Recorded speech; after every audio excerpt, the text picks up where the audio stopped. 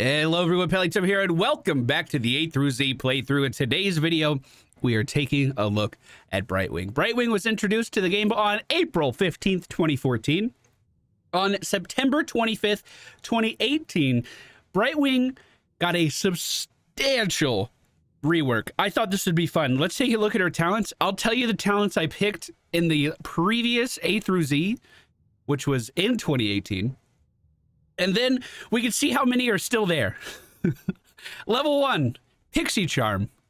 All right, still sticking around. That's good. Manic Pixie, Mystified, Emerald Wind. Oh my God, Emerald Wind's pick rate is basically in the trash can right now. Ice Block at level 13. Level 16 had Greater Polymorph, which is now a level 1 talent that no one still picks. And unfortunately, back in that game, I didn't even make it to level 20, so we can't even see how different this is visually than what we picked last time. Very different character from what you may have been used to if you haven't played her in a while. Current win rate, 52.8%, and Brightwing is the second most popular character in the game through both pick rate and ban rate. Only second to Vala. It's crazy how much play Brightwing is getting right now, or lack of play in some instances that she is getting. With that rework, a lot of her focus did go over to the Hyper Shift at level 1. Prior to that, we did see a lot of play with Pixie Charm, where Brightwing would kind of go around the map, accumulate stacks of bribe, or fight people to accumulate stats of bribe by landing her Q on them, and then just control mercenary camps throughout the entire match. Hyper Shift has completely dwarfed the use of these other two abilities. They are pretty much insignificant at this point.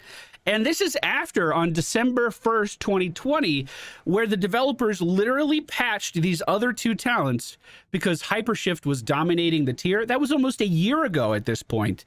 Greater Polymorph has a 6.5% pick rate. Pixie Charm has a 6.5% pick rate. Hypershift is the rest of that. It is dominating this tier, and it shows in her talent diversity. Brightwing is kind of nailed against the wall, not able to do too much else right now, it seems, at least in the community's eyes. I've always been a fan of Q-build Brightwing, Battle Brightwing. I think that's really fun, especially when you get to level 16 and you could pick up Hush, and get a silence in the center of that. Keep in mind, these pick rates are after other talents have been buffed. The Polymorph slow increase has been buffed, and I believe that's just baseline slow. I don't believe you need to take a talent for that. Yeah, 30% slow on Polymorph now. We also see Pixie Duffs giving more spell armor, but they decided to nerf the cooldown of Phase Shift, which doesn't show up on her basic abilities. That's her mount ability and allows her to teleport to people. It used to have a 50-second cooldown. Now it has a 40-second cooldown. You can lower that cooldown even more with Hypershift and give yourself a shield at level 7 as well. So you can teleport into a character and basically heal them for an ancestral amount of healing with talents to reduce the cooldown of being able to do that. Really fucking cool. All right, ladies and gentlemen, we find ourselves on the Dragonshire map today. The friendly team, Brightwing, Chromia, Asmodan, Zul'jin, and Zeratul. The enemy team, Nova, Murky, Ariel, the Butcher, and Hera. The enemy team is pretty scary, but ours has a lot of damage on it too. At level 1, we are going to go for Hypershift. There's not really another option at this point. Hypershift is so good. What it's going to do is increase the phase shift healing by an additional 8% of the target's maximum health. Nearby minion deaths reduce phase shift's cooldown by 1 second. This used to be 1.5 seconds, so you actually used to get more CDR off minions. But when they lowered the initial cooldown of this, bringing it down to 50 seconds, they nerfed that cooldown reduction a little bit too. This might be a good game for Peekaboo, because the enemy team does have a Butcher and does have a Kira.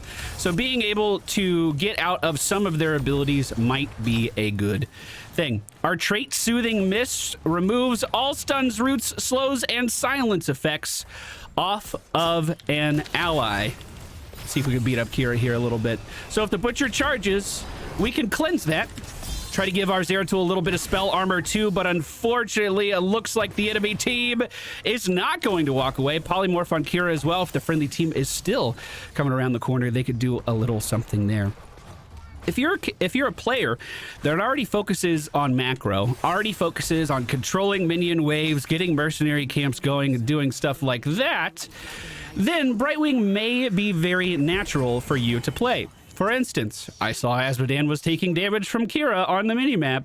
We teleport to Azmodan and we heal him. Then we rotate up to the top lane, get a polymorph out on Murky into our Arcane Flare, and yet another kill is picked up for the friendly team.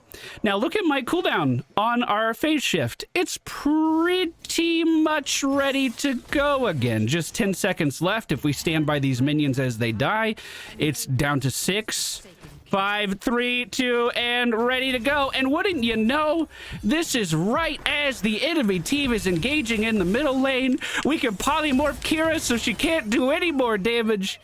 And then wouldn't you know, bottom lane open for some pushing as well. Looks like our team's deathballing a little bit. Let's make sure we're soaking, team. That's pretty important. But again, it's kind of my job to just be in the middle of minions here. I need to get as much cooldown reduction as humanly possible to help out my team in as many ways as possible. We could just cleanse the stun off him right away, keep him moving, polymorph the Butcher as well once he arrives, and our Zul'jin walks away. The friendly team did manage to pick up the dragon in the middle, which is fantastic. Let's continue to shoot some arcane flares off at our enemy here. Arcane Flare is a skill shot. It has an inner circle and an outer circle. If you hit someone in the inner circle, they take, I believe, double damage. It's a pretty significant increase. We also have one of the best crowd controls in the game with Polymorph. This is a point and click 2.5 second silence, or 1.5 second silence, excuse me. We're not in Valera territory just yet. As I'm down here on the bottom lane, I'm just looking at the minimap and looking at my player's HP. So I see Zul'jin's a little bit low here. Azmodan might be taking a little bit of damage. We're just chilling until they need me. And then when they do, we go to the fight to help out. Me soaking XP is just as equally important as my team pushing with the dragon. And on Brightwing, you get to do both. Speaking of which, Azmodan is taking some damage now. Hey, bud, how are you? Good to see you. I think I'm fucking dead. I'm just gonna head back to the base. Nice pickup there. Good job, good job, good job. Our trait, the thing we keep activating, has two different... Oh, and our E is a spell shield. Did I say that? I hope I said that. We're going to take Peekaboo now. Whenever we teleport in, we're also going to be giving a shield to our team as well. Our trait, Soothing Mist, gives you an AoE cleanse, but it's a little different. There used to be a really big problem in this game of the double support meta ruling over everything. And basically every match having two healers in it. One to heal your team and the other one to protect the healer, if you want to kind of think about how it worked. And to combat this, Blizzard actually... We're going to cleanse this off yet again. That's so strong. To combat this, Blizzard's solution was to give a lot of healers a cleanse so that you didn't need multiple healers to get out of stuff. And they also thought that CC was running a little rampant in this game. So I believe this was a result of that, Soothing Mist getting inactive to remove that stuff. It's a little bit different from a traditional cleanse, though, because it doesn't give the target any immunity during the cleanse. It simply cleanses whatever on them right now. Kira engaging for the enemy team. We are going to land the polymorph on her. However, things don't seem to be going that great for us this time. Azmodan in a little bit of trouble, and unfortunately, there's not going to be too much that I can do for him right now. Another polymorph on Kira as she tried to land her Q. We interrupted that. Zeratul completely out of mana at this point and is going to be forced back, but Dingo looking pretty healthy still.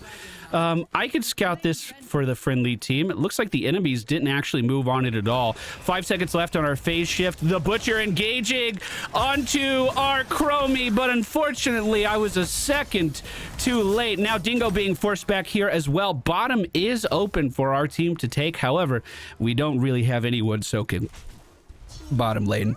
It seems like if I'm not down there, it's not happening. Middle is open. The friendly team does have someone in position. Azmodan is in position. Butcher just started rotating down, so I'm going to go in here to cap this, and we should be totally safe in doing that. Zeratul engaging on Kira. Let's engage on Zeratul. Let's go ahead and silence the enemy team's Kira as well with that polymorph, and I might be able to still continue to chase these guys down. Blink Heal at level 1 completely has overtaken the AoE knockback as far as talent choices go. Its pick rate is astronomical. I didn't write it down, but it was like the other one barely even sees any play, unfortunately. Which is funny because back in the day, Emerald Wind used to be the go-to talent of this tier, like second to none. No one picked Blink Heal. I believe its healing did get increased, and there is a level 13 talent that combos pretty well with it as well. I mean, we have Blink Heal. You're totally fine. Come on, Butcher, come on in. Safety Dust. If we Pixie Dust a target and then Blink Heal to them, they're going to be getting healed for a significantly higher amount of healing. Top lane is being taken by the enemy team right now, so we do need to make something happen over here. I'm just going to stand on the point and hope for the best. Actually, Zeratul in trouble in the middle lane. We're going to engage, polymorph the enemy team's Butcher, and hopefully he continues to fight. Zeratul actually blinking out for a brief moment, but is now re-engaging. The slow is in place as well, but the Arcane Flare, not enough damage to take him down. Nova appearing from the bottom lane is gonna hit me with a pretty hard-hitting snipe, but all we have to do is recall back to the base, and yeah, I'll give you spin, bud. I'll give you spin. I'll give you a spin and take my sippy cup. That's how much that spin meant to me. Bottom lane, a little bit of trouble. We're going to start to rotate down there. Pixie Dust does give me a small speed increase, I believe, but unfortunately, our Chromie is now deceased. I don't really think I win this trade at all, to be honest, but I'm going to sit here. Is Dingo thinking about going top, or is he just kind of farming the lane at the moment? The enemy team actually letting me control this. If Dingo moves in on the top teleport, I can go to him, but then we're going to lose bottom. Nova has returned. I'm going to start to just dip completely out of this. Beautiful precision strike. Unfortunately, damage wasn't quite enough there. The enemy team is actually slightly ahead on XP compared to us right now. I'm back in the base. If my team needs me, I can be there. Butcher and Ariel have been missing for quite some time. Kind of makes you wonder what they're up to. I guess we just found out. Teleport in on Azmodan, cleanse off the stun, and hopefully we can keep him alive through everything.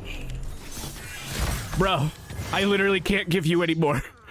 Oh my god. That was so much damage. The friendly team did manage to take bottom. Chromie actually pushing them out as of right now. Let's Pixie Dust and Blink Heal onto our Azmodan to give him some healing, and I am going to try to jump in to the dragon. I'm not going to chase her any longer, though. We're going to head instead down to the bottom lane. Thank you for the speed boost. And try to focus on that building down there. Also spotting Murky's egg as a result of that kick. Let's just go ahead and leave a little fire on that. Friendly team not really pushing with me at all. You kind of hate to see it, but we could still move down here and take over this really important building. Bottom is the best lane to push on this map because bottom has access to the most mercenary camps. They help you get to the core, so you want to help them by removing the buildings in their way. Health is getting low. I'm going to start to back up here. Butcher likely going to charge in on me as soon as this ends. However, oh yeah, okay. I was gonna say, however, I should be able to teleport over to our Chromie. However, Chromie going into stasis ruined that plan a little bit. Well, we got the dragon. Top lane completely uncontested. The enemy team not paying attention at all. Instead, death balling down in the bottom lane. So it looks like the Dos Amigos in the top lane are going to take down that building no problem. Murky is on the way. However, the Kira for the enemy team continuing to dive towers in the bottom lane and paying the price for it after Chromie B-stepping in retaliation.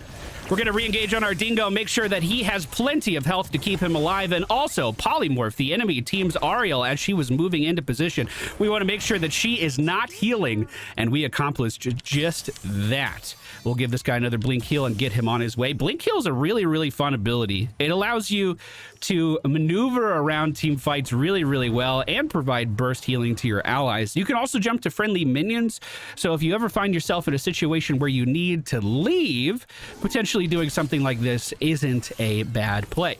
Of course, it does provide 375 healing to our allies if we do land on top of them, or blink to them more appropriately, and we can increase that with our level 13 upgrade to Pixie Dust as well. The enemy team's Kira was spotted in the middle area here, but she's rotated back down. We see Chromie and Zeratul poking at the enemy team's Butcher. Yeah, she's fine, I guess. Objective's going to be up in 10 seconds. One thing I find really comforting about Brightwing, especially with this build, and I think there's a reason this build is the most popular, I think it's because there's really not a lot to think about. Your main objective in team fights is to stand next to your allies. If someone's taking a lot of damage, you teleport to them, either with Blink Heal or with your really big shielding cooldown with Phase Shift, just to make sure that they are okay. If someone gets CC'd, you cleanse it. If someone is about to do something on the enemy team that you don't want them to do, you polymorph it. It's very reactive, but it's in increments that are usually pretty easy to digest, that I've found, at least playing the character. Not a lot really happens at once that you don't have an answer for, which is pretty cool. If you go for the Battle Brightwing and really focus on your Q, and again, that polymorph completely secured that kill there. Once they saw that our target was polymorphed, and by the way, with our level 16 talent Critterize, they take 25% more damage while polyed. Once they realized that Ariel was vulnerable, they were able to jump in and secure that kill with literally no issues at all. We can give a speed boost to our Azmodan, who is heading for the dragon capture, and he's going to take it over. I say this in comparison to a character like Ariel, where Ariel has to constantly gauge, can I stun this guy against the wall?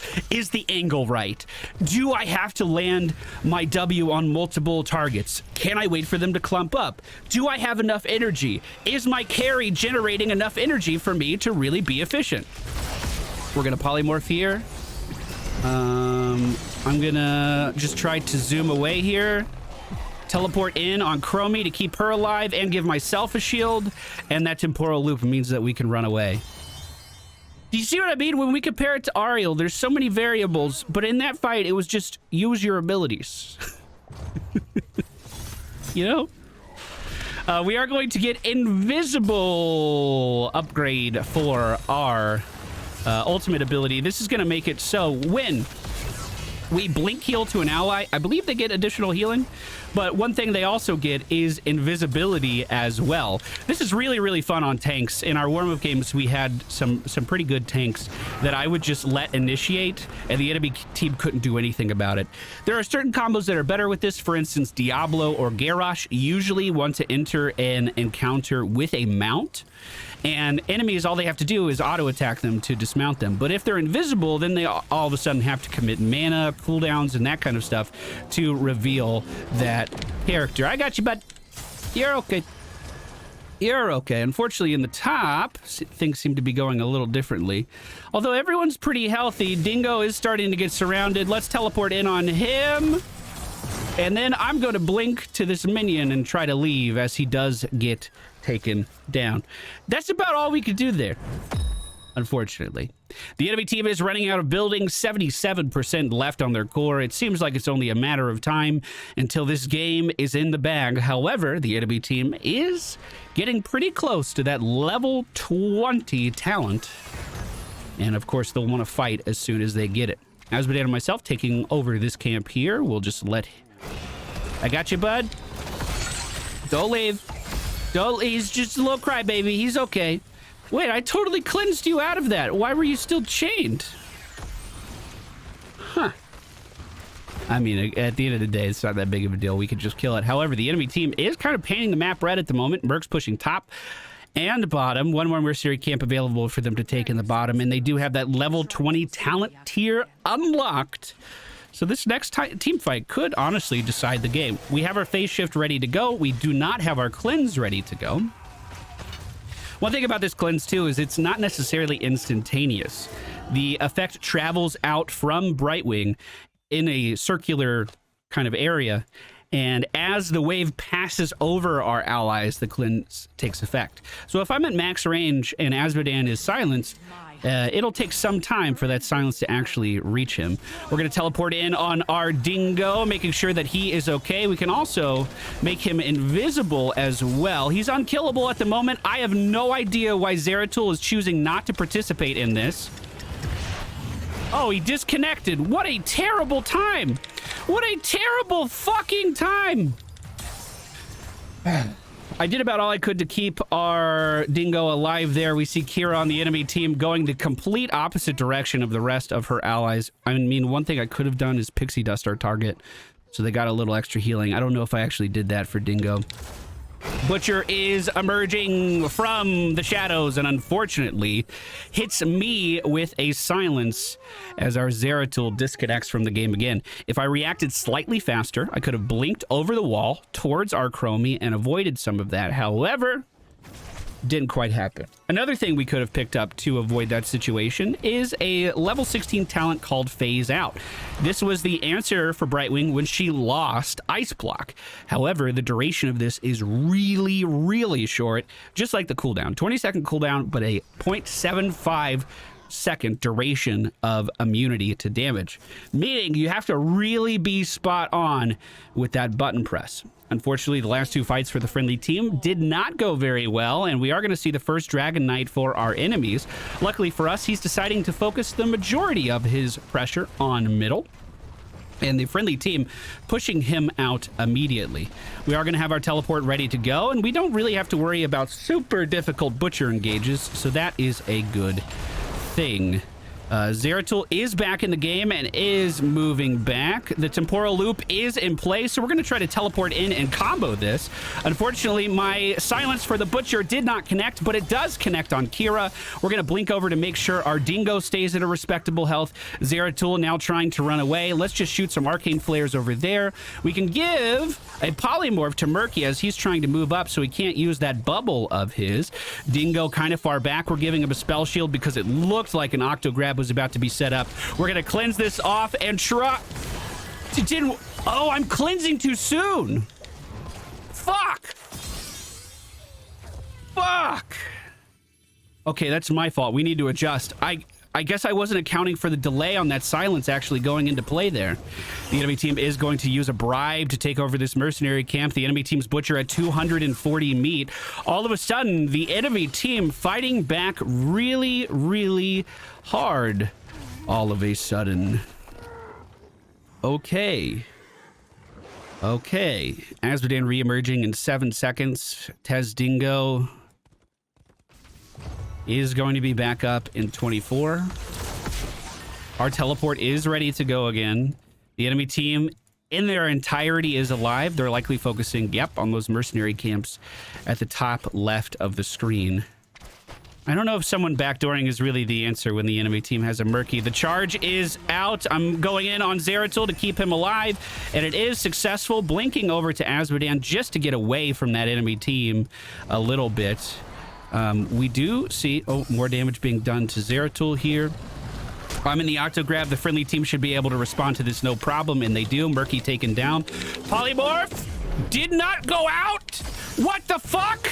I was clicking on her non-stop. The crystal was used. Ariel does pay the price. Tez Dingo unkillable, and Kira goes down as well. Mercenary can't push. I don't know what happened there. I was literally spamming W on Kira. She's not unstoppable while channeling that, right? She doesn't get unstoppable, does she? I have literally no idea what went wrong. I am very perplexed. But I know what's going wrong here. The enemy team is going to pick up 2 kills as... Oh, God. Nova potentially re-emerging. Oh, what a dunk! Go core. 4 dead. Kill it. I can telly in 20. Hello? Oh, you hate to fucking see it. At least get dragon then.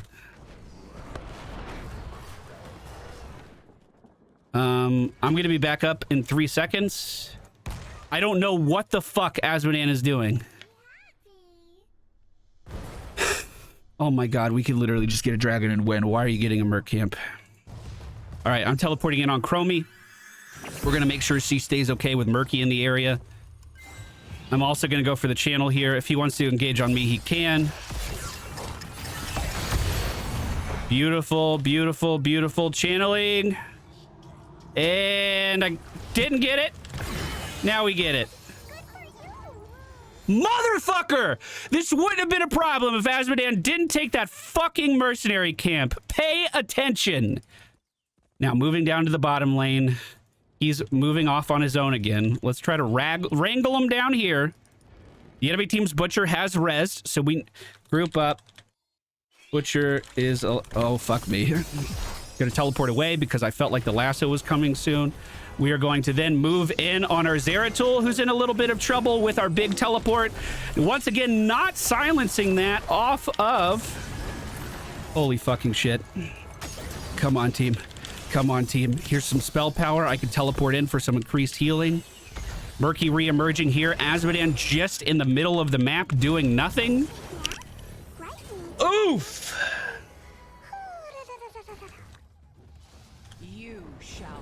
And the enemy team gets a free dragon.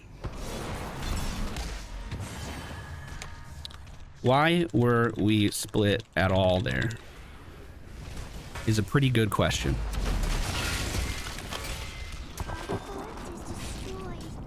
Dragon now moving into our central buildings. It's going to be 36 seconds until I respawn. 44 on Zeratul. Butcher charging in underneath the tower. He is stunned, but unkillable. We're staggering our deaths now.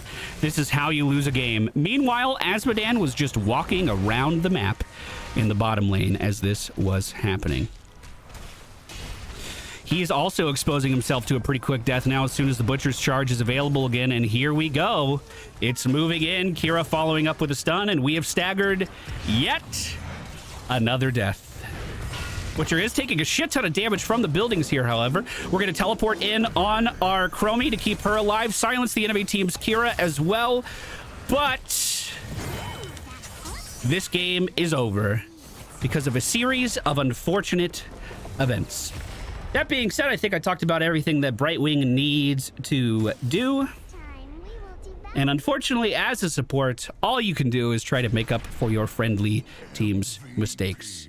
Some of which should not be awarded MVP as a result of them.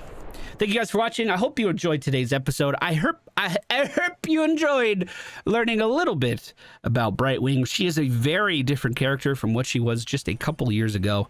And if you haven't revisited her recently, pretty fun. Really difficult to play against for a lot of characters.